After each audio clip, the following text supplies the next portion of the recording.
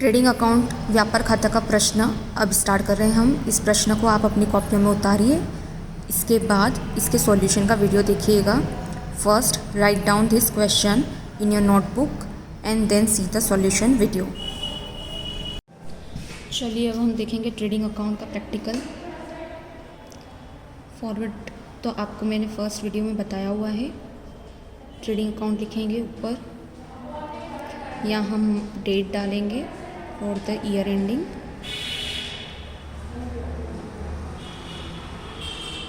ठीक है, और हमारा ईयर एंड दे रखा है 31 दिसंबर 2017। इसके बाद पर्टिकुलर्स, अमाउंट, पर्टिकुलर अमाउंट,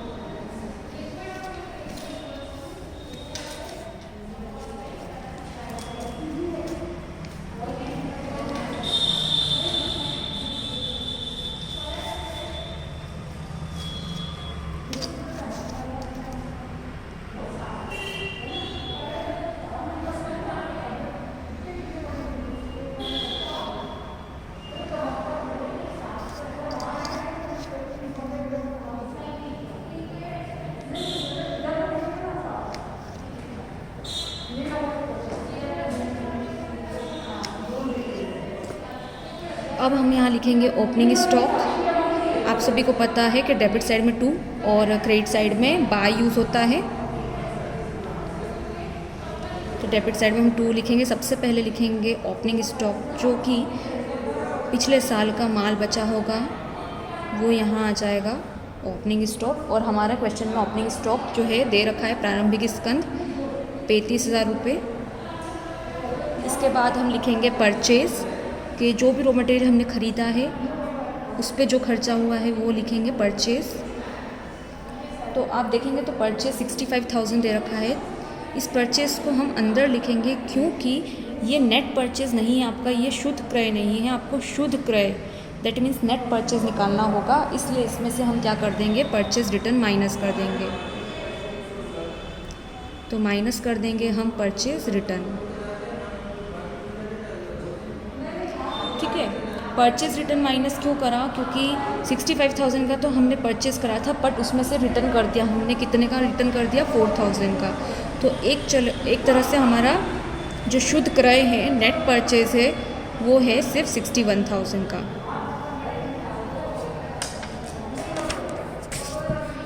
इसके बाद सेल, तो हम यहाँ लिखेंगे बाय सेल्स।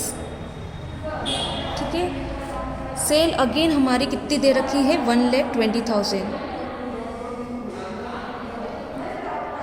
ठीक है, लेकिन अब हमें यहाँ पे भी क्या करना है, शुद्ध विक्रय लिखना है, नेट सेल लिखना है। तो नेट सेल में से हम यहाँ सेल रिटर्न माइनस कर देंगे।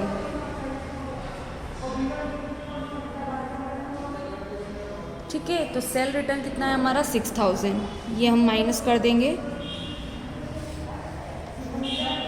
मतलब यहाँ पे हमने विक्रय करा था 1,20,000 का, लेकिन 1,20,000 का जो विक्रय करा था उसमें से 6,000 का जो माल था वो वापस आ गया।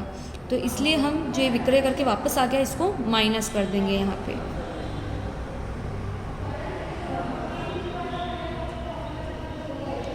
तो ये आपका हो जाएगा 1,14,000।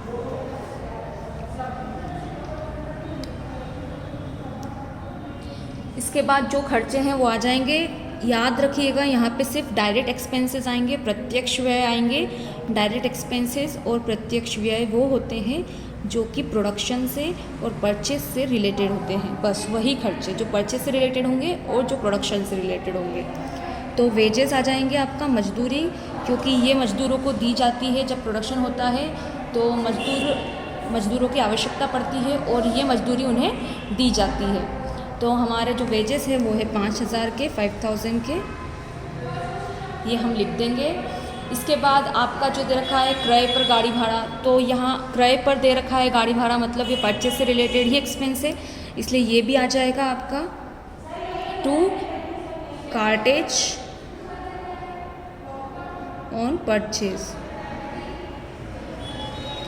तो परचेज पे जो भी गाड़ी भाड़ा लगा है, क्रय करने पे जो भी गाड़ी भाड़ा लगा है, ये भी आ जाएगा हमारा यहाँ पे 600 रुपीज़ का। इसके बाद एक्साइज ड्यूटी, उत्पाद शुल्क, ये जो प्रोडक्शन होता है उसके ऊपर एक्साइज ड्यूटी लगती है, उत्पाद शुल्क लगता है। तो ये हमारा आ जाएगा, ठीक है। और ये हमारा है 9000 रुपीज़। अब बचा हुआ माल लास्ट में हम लिख देंगे, तो जितना भी माल बचा हुआ है वो यहाँ लिख देंगे। अंतिम स्कंद, क्लोजिंग स्टॉक, कि जो भी कच्चा माल बच गया है वो यहाँ आ जाएगा। तो क्लोजिंग स्टॉक आपका लिख दे रखा है 28,000।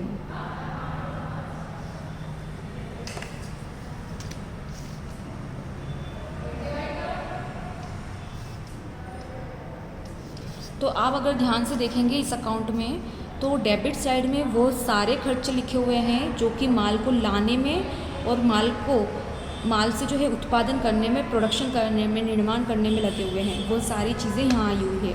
और यहाँ दो चीज़ बची है, एक तो हमारा जो सेल है, जो हमको माल को बेचने से जो माल को बेचने से हमको जो कीमत मिली है वो यहाँ लिखी गई है, और एक हमारा बचा हुआ माल लिखा गया है, ठीक है। तो आप देख सकते हैं कि अगर इस साइड हमारी सेल ज़्यादा होगी तो हमको ऑब्वियसली क्या हो जाएगा, प्रॉफिट हो जाएगा।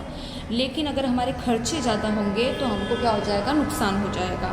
तो हम क्या करेंगे, सबसे पहले दोनों साइड का टोटल करेंगे, क्रेडिट साइड का टोटल करेंगे और डेबिट साइड का टोटल करेंगे।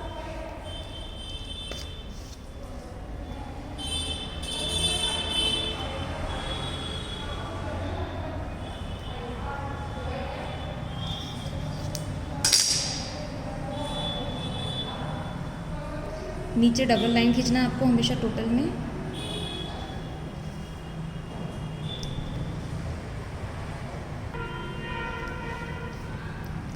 तो जब हम टोटल करेंगे तो इस साइड का हमारा जो टोटल है वो आएगा 1,42,000, और इस साइड का भी हम टोटल कर देंगे। लेकिन जो टोटल सबसे ज़्यादा होगा वही टोटल हम इसमें नीचे लिखेंगे। तो आपका जो डेबिट साइड है, यहाँ का जो टोटल है वो आ रहा है हमारा 1,10,600, और हमारा जो क्रेडिट साइड है यहाँ का टोटल आ रहा है हमारा 1,42,000। तो जब आप टोटल करेंगे तो डेबिट साइड का इतना आएगा और क्रेडिट साइड का इतना आएगा। जब डेबिट में से क्रेडिट माइनस करेंगे आप, क्रेडिट माइनस डेबिट, ठीक है, तो आपका जो है बैलेंस बचेगा 31,400, ठीक है। अब जो सबसे ज़्यादा टोटल है, ये ज़्यादा बड़ा है 1,42,000, तो इसको हम टोटल में लिखेंगे दोनों साइड में।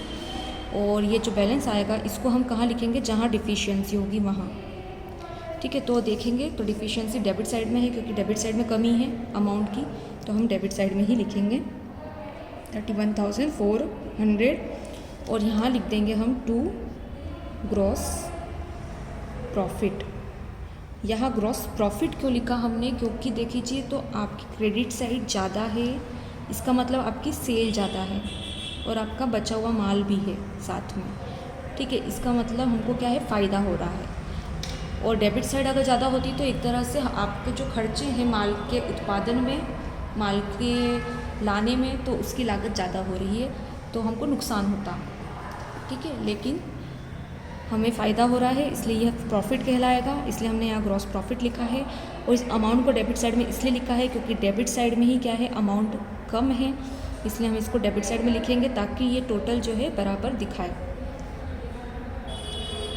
ये हमारा हो गया क्वेश्चन। इसमें एक चीज़ और लिखनी है आपको लास्ट में, transfer to P&L account, that means profit and loss account bracket में, और ये क्वेश्चन कंप्लीट हो गया।